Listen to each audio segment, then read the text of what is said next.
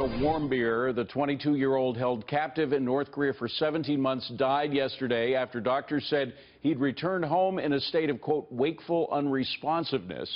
President Trump had this to say in response to the behavior of the North Korean regime. It's a brutal regime, and we'll be able to handle it. Joining us now to weigh in is former U.S. Ambassador to the UN and Fox News contributor John Bolton.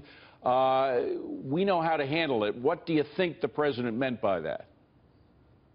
Well, I think it's very clear that the North Korean use of Otto Warmbier as a pawn and whatever treatment that they gave to him that led to his death really is a statement about the character of the regime. It's an unacceptable way to treat an American citizen, that's for sure.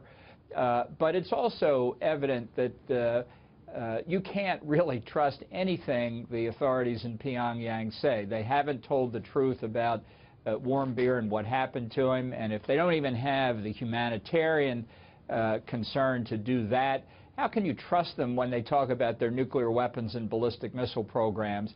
This is one human tragedy, but I think it ought to be a wake-up call for the United States and the administration that 25 years of effort at negotiation to get North Korea to give up its nuclear weapons program isn't going to work in the 26th year. Well, you know, it's a lesson that the family of Otto Warmbier found out the hard way. They were encouraged by President Obama to take the old approach, to try to be nice to them, or at least not speak badly of the North Koreans, not try to upset their sensibilities. Very different from the Trump administration, took a much harder line. Here's what Otto Warmbier's father said about that last week. Question is, do I think the past administration could have done more?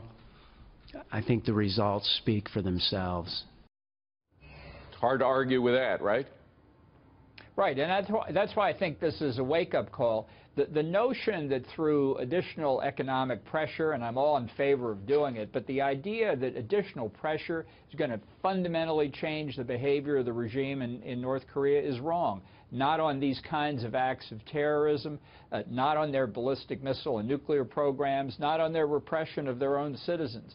It's why, really, the effort at negotiation plays into the hands of the North Koreans, plays into the hands of the Iranians on their nuclear program, because time is always on the side of the proliferator. Time is really always on the side of the terrorists, too. Ambassador, there are 3 more Americans that are being held by the North Koreans right now. In light of what happened to Otto and the fact that we didn't know anything about him being unconscious for so many months, should we demand and get a full accounting of their health, of their well-being right now?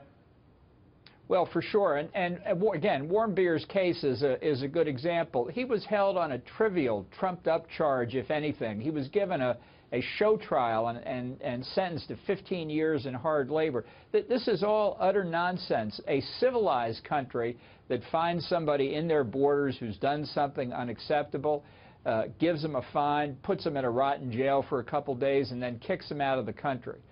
That's what North Korea ought to do if it were civilized instead of barbaric, but it's not. And again, that's why looking through the personal tragedy here, this tells us a lot about what we need to know about the character of the regime itself. And you can't negotiate with barbarism. You just can't. Exactly. John Bolton, good to see you. Thank you very much. Melissa.